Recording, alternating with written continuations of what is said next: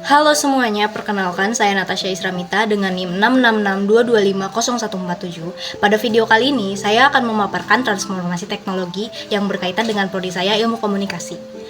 Fokus teknologi yang mau saya bahas kali ini adalah teknologi pada bidang jurnalistik. Nah, sebelum ke pembahasan, jurnalistik merupakan salah satu bidang peminatan ilmu komunikasi dari 4 sekian peminatan lainnya.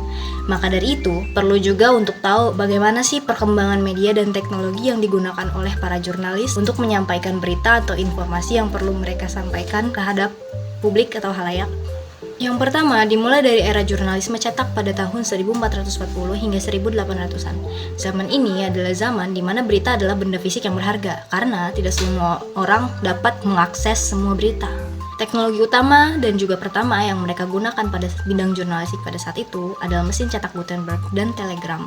Wartawan biasanya menggunakan mesin cetak Gutenberg untuk menulis berita dalam bentuk kertas atau koran, lalu mereka cetak massal. Mesin cetak Gutenberg ini sendiri bekerja dengan cara sistem huruf lepas logam, di mana huruf-huruf alfabet disusun membentuk kata dan kalimat dalam bingkai, dilumuri tinta, lalu ditekan ke kertas menggunakan alat press. Selain itu, mereka juga menggunakan telegram untuk memungkinkan berita sampai dari kota yang jauh ke ruang redaksi dalam hanya hitungan menit. Cara kerjanya yaitu pertama, pengirim atau pemberita harus datang ke kantor telegraf, lalu nanti operator akan mengubah pesan menjadi kode Morse atau bunyi sinyal Morse yang pendek panjang seperti bunyi tit tat tit yang dikirim lewat kabel tembaga jarak jauh. Pada tempat tujuan, sinyal bunyi tersebut diubah menjadi huruf lalu dicetak. Nah, yang kedua, masuk ke era penyiaran atau broadcasting pada tahun 1920 sampai 2000-an. Di era ini adalah era awal mula berita mulai punya suara dan wajah yang bisa membuat masyarakat atau penerima berita bisa merasakan langsung emotion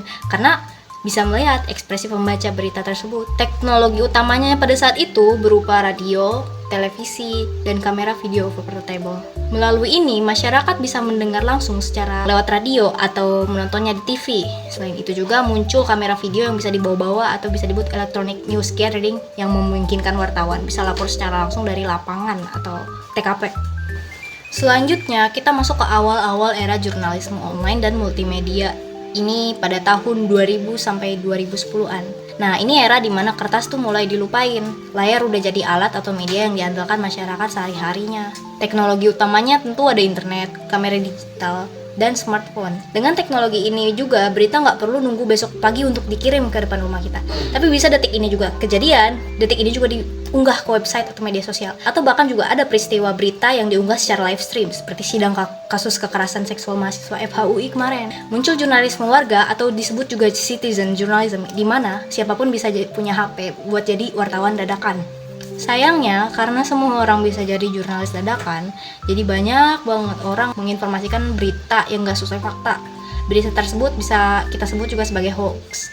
Makanya kita sebagai remaja pengguna media sosial, kita harus pintar pilih-pilih berita dan lebih kritis lagi mencerna sebuah informasi. Lalu terakhir dan era sekarang, ada era data dan robot journalism 2021 hingga 2026 sekarang. Ini era di mana AI atau Artificial Intelligence mulai membantu menulis berita. Makanya posisi jurnalis, media, digital web, atau content writer nasibnya sekarang sangat terancam digusarkan. Karena praktis dan mudahnya berita atau tulisan yang di-generate menggunakan AI itu tersebut. Robot journalism menggunakan AI untuk menulis berita praktis, otomatis, dan tentunya cepat. Robot AI juga bisa melakukan analitik.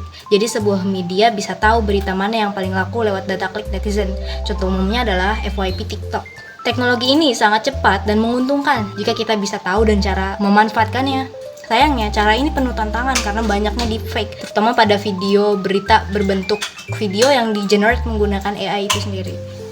Nah, barusan adalah keempat era perkembangan media atau teknologi pada bidang jurnalistik. Semoga bermanfaat. Wassalamualaikum warahmatullahi wabarakatuh.